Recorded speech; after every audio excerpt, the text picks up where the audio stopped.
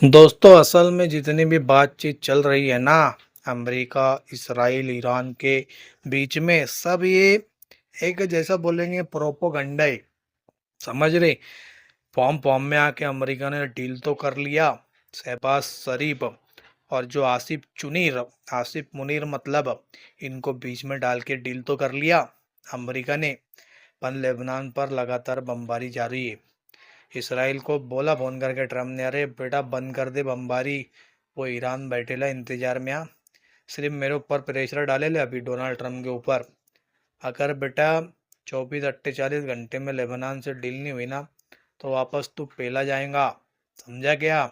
इसके पहले हमने तेरे को बचाए। अगर अमेरिका नहीं रहता ना, तो नक्शे से मिट जाता। ऐसा कौन बोल रहा था? डोनाल्ड ट्रम्प ने कई बार बोला मीडिया में आके कि हम नहीं रहते तो इसराइल तबाह हो जाता।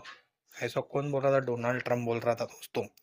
उसके बाद लगातार इसराइल अपनी औकात बताते हुए, अपनी क्रूरता दिखाते हुए, अपना वार क्राइम का चेहरा बताते हुए, दुनिया में बेइज्जत होते हुए, दुनिया वाले इसको जलील करते हुए सब देख रहे थे कि इसराइल कर रहा क्या। लेबनान में बड़े बड़े हमले करा, 10 मिनट में 100 एयर स्ट्राइक कर डाली लेबनान के अंदर। इसराइल ने 300 से 400 लोग को मार डाला। और अभी लेबनान का जो राष्ट्रपति है उससे बातचीत चालू है कि सीज फायर हो जाए। पर ये जो टकला है ना लेबनान का राष्ट्रपति, ये अमेरिका और इसराइल के द्वारा चुना गया प्रधानमंत्री है लेबनान का। ये सिर्फ अमेरिका और इसराइल की कठपुतली है। ये हिजबुल्ला को प्रेशर बना रहा कि तुम हथियार डालो, और हिजबुल्ला हथियार डालने के लिए भी तैयार है। पर इसराइल लगातार, जब से हिजबुल्ला से सीज फायर हुआ पिछले टाइम, जब 12 दिन की जंग नहीं हुई थी उसके पास से सीज फायर हुआ था हिजबुल्ला के साथ में, तो जब से हमला कर रहा है इसराइल लगातार लेबनान के अंदर इंफ्रास्ट्रक्चर को निशाना बना रहा। ये इसराइल की औकात है। और इसराइल अभी हमले कर रहा है। डोनाल्ड ट्रम्प का इतना प्रेशर है, उसने सीज फायर का ऐलान करा। डोनाल्ड ट्रम्प ने भी बोला चल भैया बहुत हो गया तेरा, बावर ले तू भी, लेबनान पर बमबारी करना बंद कर दे। फिर भी उसके बाद इसराइल लेबनान पर बमबारी कर रहा और बोलेला 10 दिन का सीज फायर। बोले अरे 10 दिन का सीज फायर? कौन सा 10 दिन का सीज फायर? मतलब ये लोग ना अंदर ही अंदर तैयारी कर रहे। अमेरिका और इसराइल पीछे से। अमेरिका है ना मिडल ईस्टों के अंदर फौज भेज रहा ईरान के खिलाफ, तैयारी चालू है। जितने भी इनके रेडार बिडार ईरान ने फोड़ा था ना, तो उस रेडार के ऊपर जो जाली का पिंजरा आता, लोखंड का पिंजरा लगाया जा रहा कि हमारे जो रेडार सिस्टम है, ईरान के ड्रोन आए तो जो हमारे रेडार सिस्टम को तोड़ ना पाए, उसको हिट ना कर पाए, उसको तबाह नहीं कर पाए। इसलिए हम पिंजरा लगा रहे, जो लोखंड का पिंजरा है, जो तार का पिंजरा है वो लगा रहे। क्योंकि अब तैयारी कर रहे कि ईरान पर और हमला करेंगे। और ऊपर ऊपर क्या बात चल रही, सीज फायर हो गया, जंग बंदी हो गई। हाँ, हम अब ईरान पे हमला नहीं करेंगे, ईरान की शर्त मान रहे। ईरान ईरान भी बहुत फुल फॉर्म में है कि अगर बेटा एक भी शर्त नहीं माने ना, तुमको मैं पटक पटक के पीटूंगा। तुम्हारे कैसा फोड़ा था radar system, F-35 fighter jet, तुम्हारे F-16 F-18, और जितने भी 18 कैटेगरी के तुम्हारे फाइटर जेट हमने सबको उड़ाया।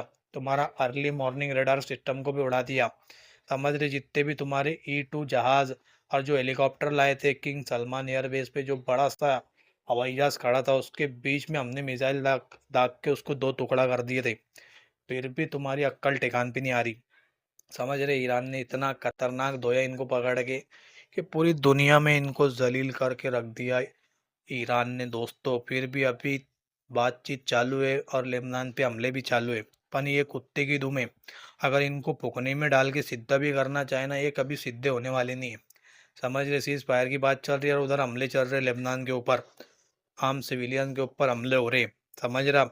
ये ऐसी बात है, बातचीत करने जाते तो फेल हो जाती। नेतन्याहू बीच में कॉल कर देता कि अरे जेडी वेंस, समझ रहे क्या, डील करना मत, डील होने पे आई कैंसल मार जल्दी से, तेरी एप्स्टीन फाइल रिलीज कर दूंगा। कैसा एप्स्टीन आइलैंड पे तूने आतंक मचाया था, सब वीडियो है हमारे पास में।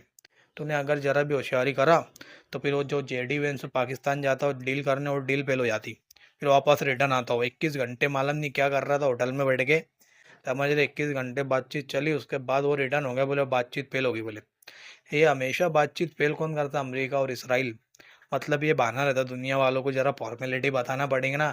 डायरेक्ट बहुत ही ज़्यादा गुंडागर्दी हो जाएंगी तो फिर दुनिया दुनिया वाले अपने खिलाफ हो जाएंगे ना। पहले अमेरिका की जनता तो मेरे खिलाफ प्रोटेस्ट कर ही रही है, अमेरिका ऐसा बोल रहा, समझ रहा, जो डोनाल्ड ट्रम्प है। ये ऐसी बात चल रही दोस्तों।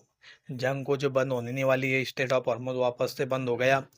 कल और खबर आएंगे स्टेट ऑफ हॉर्मुज खुल गया, फिर खबर आएंगे अमेरिका एडे चाले करना, फिर बंद हो गया, फिर खबर आएंगे अरे खुल गया, फिर खबर आएंगे अरे बंद हो गया।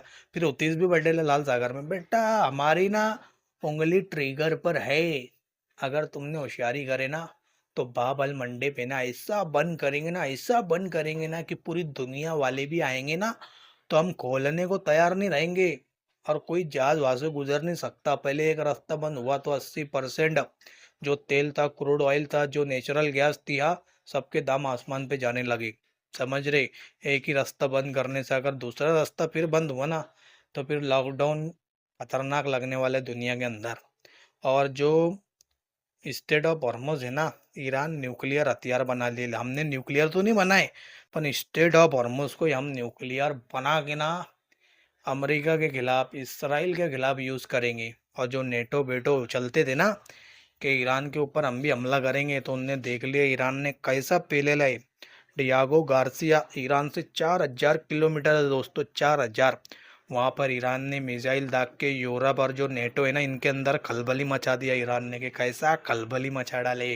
समझ रहे कि 4,000 किलोमीटर वाली मिसाइल भी है। दुनिया वालों ने किताब में लिखे थे अपने के ईरान के पास में 2,000 किलोमीटर हमला करने वाली, मार क्षमता करने वाली मिसाइल है, उससे ज्यादा नहीं है। पर ईरान ने फुल फॉर्म में आया कि साले नेटो भी आएंगे, बरतानिया का जो बेस है डियागो गार्सिया वहां से हमारे ऊपर हमला हो रहा, रुक रहे बेटा, हम निकालो गोडाउन में से। कौन सी मिसाइल है? बैलिस्टिक मिसाइल निकालो।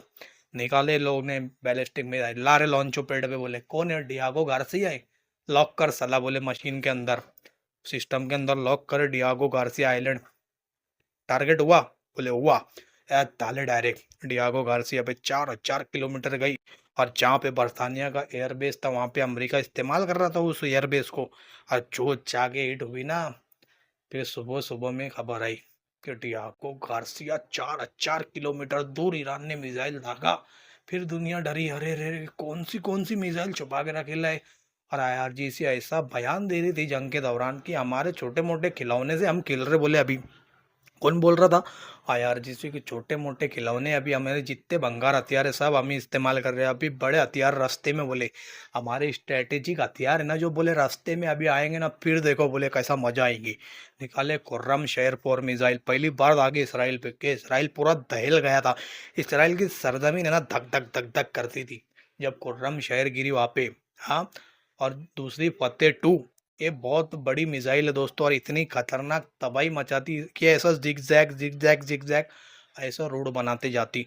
जो इसराइल का आयरन डोम है ना, कभी इधर जाती कभी उधर जाती, आयरन डोम को ऐसा चकमा देते देते देते देते और सीधा जो मेन टारगेट है वहां पे जाके गिरती। कौन सी फतेह 2 मिसाइल। ऐसा खतरनाक इसराइल में तबाही मची कि इसराइल के आयरन डोम पागल हो गए कि किसको गिराऊं। अरे इतनी स्पीड में आ क्या रहा? अरे बोले फतेह 2 आ रही। बोले अरे फतेह 2 को रोकेंगे कैसी क्या? इसराइल का आयरन डोम सोच ही रहा सोच ही रहा सोच ही रहा, उसके पहले डायरेक्ट धाप पकाने थे। जब इसराइल के अंदर मिसाइल गिर रही तो यहूदियों का जो दिल था ना यहाँ, तो डायरेक्ट मुंह में आ रहा। और ऐसा आके बाहर हो जा रहे उनके, अरे भागो बंकर दिख रहा उनको, ऐसा भाग रहे बंकर की तरफ। ये इसराइल की औकात है दोस्तों, समझ रहे। सिर्फ अमेरिका, नेटो, यूरोप कंट्री के दम पे वो चलता, नहीं तो इन इसराइल को ना कोई भी पेल के चल जाएगा। समझ रहे। जो छोटे मोटे आंडू पांडू संगठन है ना, वो इसराइल को डायरेक्ट मिटा देंगे। ऐसी बात है। इसराइल कब्जाइली जमीन पे कब्जा करेला है ना, फलस्तीनियों की जमीन पे फलस्तीनी कहाँ चुप बैठेंगे। फलस्तीन तो बोलेंगे बेटा हमारी कब्जाइली जमीन पे हमको डिटेंशन कैंप बना के तू मार रहा, इतना जुल्म कर रहा, दुनिया की सुपर पावर से तू हमारे ऊपर जुल्म कर रहा, फिर भी हम तेरे सामने मुकाबला कर रहे। ऐसा फलस्तीनी लोगों का कहना है दोस्तों। ये जितने भी चीज़ चल रही ना, सब ढोंग है। हाँ, बातचीत हो रही, इधर हो रही, लेबनान में सीज फायर होगा। मैं बता रहा हूँ तुमको, लेबनान पे कंटिन्यू हमले जारी रहेंगे। ईरान कितना भी प्रेशर डाल ले, ईरान कितनी भी इनकी गलती पकड़ रही है, अपनी औकात से पलट जाने वाले लोग हैं। कुत्ते की दुम कभी सीधी नहीं होने वाली। तो ऐसा इसराइल और अमेरिका कभी सीधे नहीं होने वाले। ये थी हमारी अपडेट। अब कैसी लगी आपको जरा कमेंट करके बताना। और ऐसी ज़बरदस्त कॉमेडी में अगर आप अपडेट चाहते हो तो हमको एक बार कमेंट करो तुम। तो ऐसी ऐसी वीडियो बना के तुमको दूंगा ना कि तुम बोलेंगे यार हिंदुस्तान में कोई नहीं तुम्हारे ऐसा रिपोर्टिंग करने वाला, कि ऐसी दासू रिपोर्टिंग करूंगा मैं। फिर तुम बोलो कि तुमको गाउटी लैंग्वेज में होना, तुमको फ्रेंचीज में होना, तुमको इंग्लिश में होना, तुमको कन्नड़ भाषा में होना, तुमको तमिल में होना, तुमको उर्दू में होना, तुमको हिंदी में होना, तुमको मराठी में होना, तुमको अदर जैसा बोलेंगे फ्रेंचीज में होना, तुमको हाँ चाइनीज लैंग्वेज में होना, तुमको हाँ नेपाली लैंग्वेज में होना, तुमको ईरानी लैंग्वेज में होना, इराकी लैंग्वेज में होना, अरबी लैंग्वेज में होना, हाँ कुर्दिश लैंग्वेज में होना, कौन सी लैंग्वेज में तुम रिपोर्टिंग चाहते हो सिर्फ एक बार कमेंट करो। फिर देख अपन कैसा टोकाई करेंगे इसराइल और अमेरिका की। बाप बेटे दोनों जलील, अमेरिका और इसराइल ऐसी टोकाई चलेंगी। समझ रहे? कमेंट करो पहले।